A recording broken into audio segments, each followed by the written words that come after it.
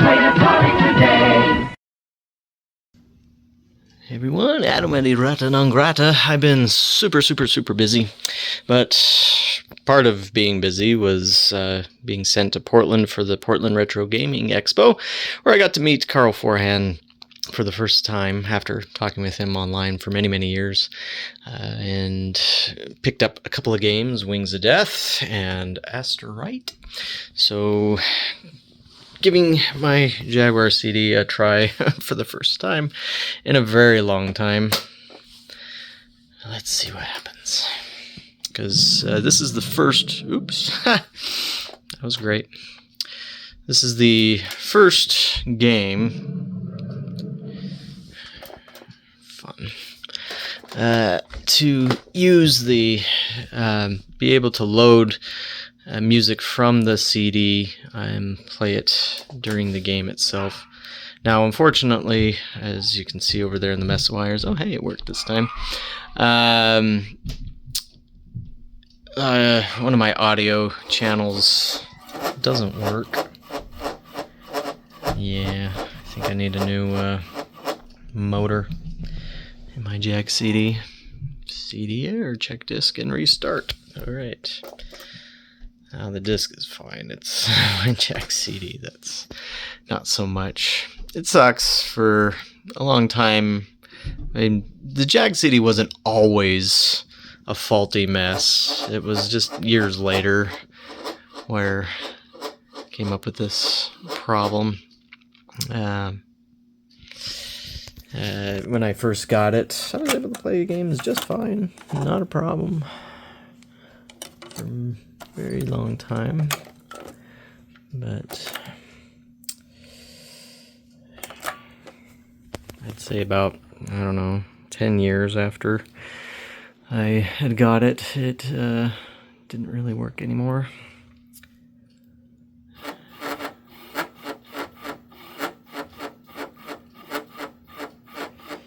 Or rarely worked. Like, once in a while there would be a game that would work okay. Well, this is not going to do it, so I'll end this and then I'll switch over to just direct capture footage from my Jaguar, but without the CD. But just as a thing to keep in mind, it is going to be missing some of the sound effects because of the channel. That's something I should have looked for was that, or actually I think Carl had something that would allow me to plug HDMI directly into the Jaguar, which would have been nice.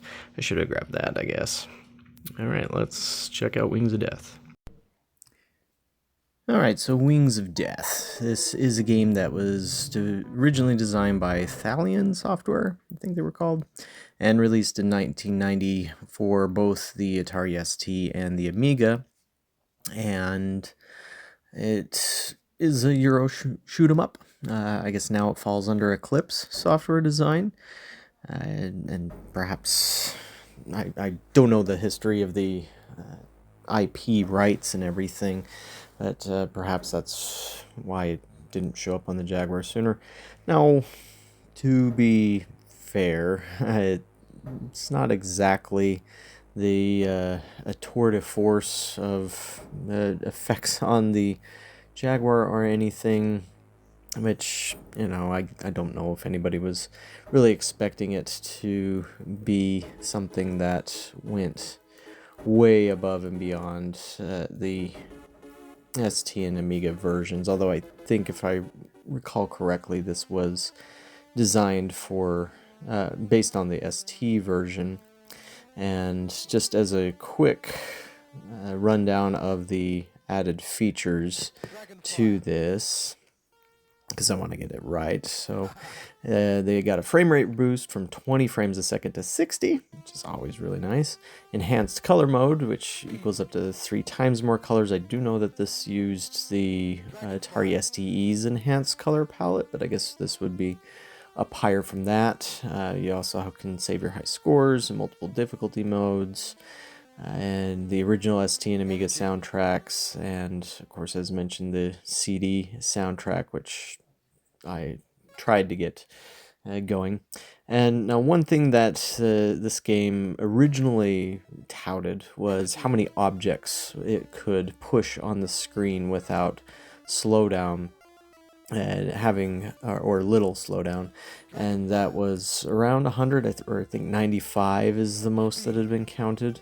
And so in that regard, for a game in 1990 on a 16-bit computer, as we would usually say, it was impressive in that regard. But again, for this one, sure would have been cool if they could have added like particle effects or some parallax scrolling of some kind, or an additional layer or two of parallax.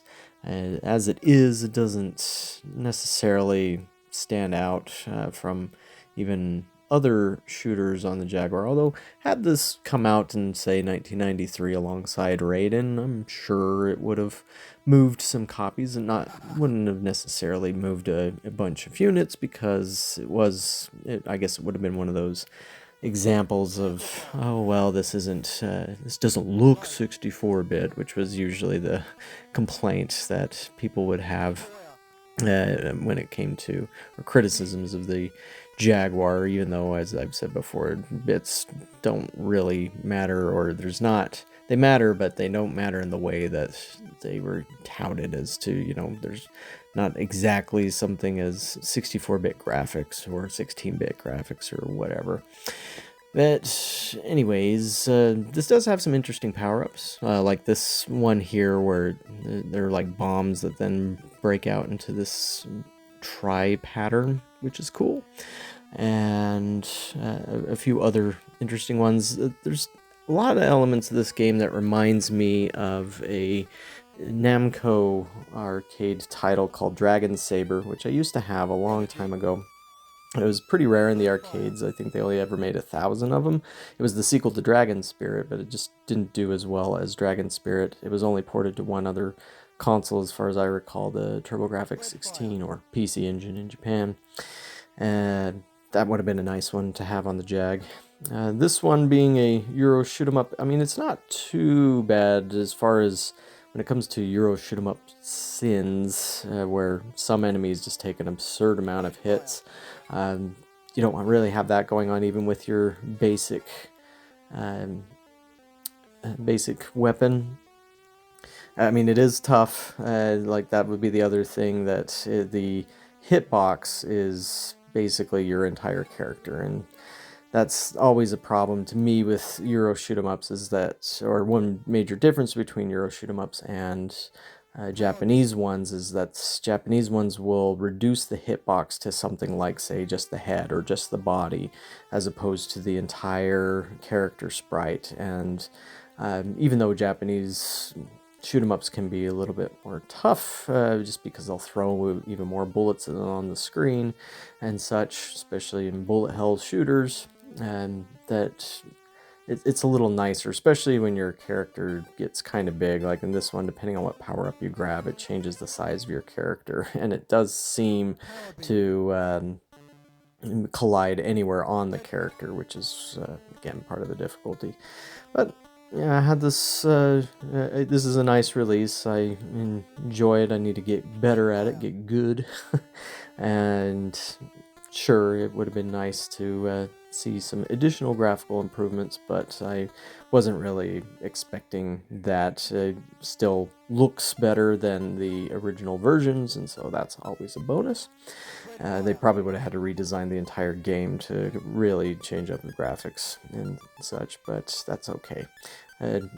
Ultimately, on retro game systems, it's more about the gameplay anyways, so that's what we should focus on, right? But I'll die here shortly, but perhaps play more Wings of Death if anybody wants me to. Thanks for watching. We'll catch you on the next video.